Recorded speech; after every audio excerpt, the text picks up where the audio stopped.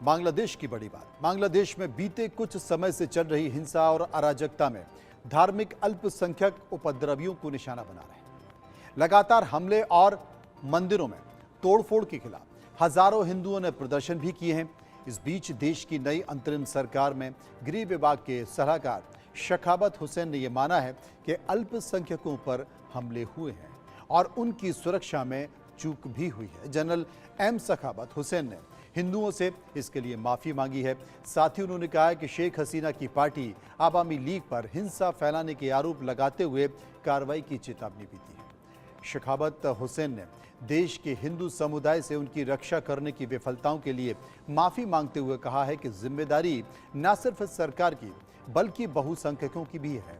हम अपने फर्ज को पूरा करने में नाकामयाब रहे हैं। हुसैन ने कहा कि चीजें ठीक हो रही हैं और उम्मीद है कि हालात जल्द ही बेहतर हो जाएंगे।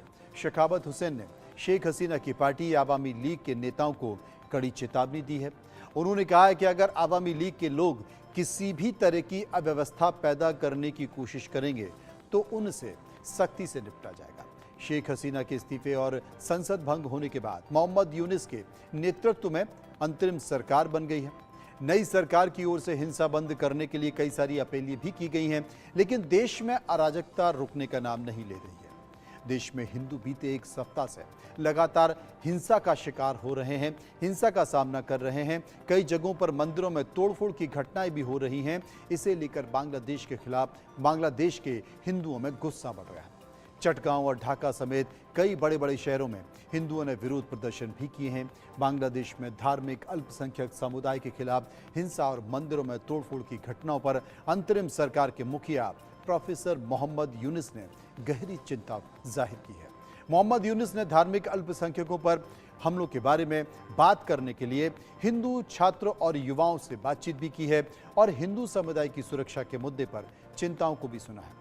देश की अंतरिम सरकार ने कहा है कि वो हिंदुओं और दूसरे अल्पसंख्यकों की सुरक्षा के लिए सभी जरूरी कदम उठाएंगे। हिंदू छात्रों ने पहली बैठक में 8 सूत्रीय मांग पत्र भी मोहम्मद यूनुस को सौंपा है।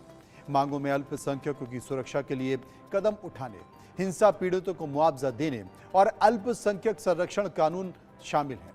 इसके अलावा अल्पसंख्यकों के लिए 10% संसदीय सीटें आरक्षित करने, अल्पसंख्यक मामलों का एक अलग से मंत्रालय, हिंदू धार्मिक कल्याण ट्रस्ट को एक फाउंडेशन में अपग्रेड करने और पाली शिक्षा बोर्ड का आधुनिकीकरण करने की भी मांग की गई।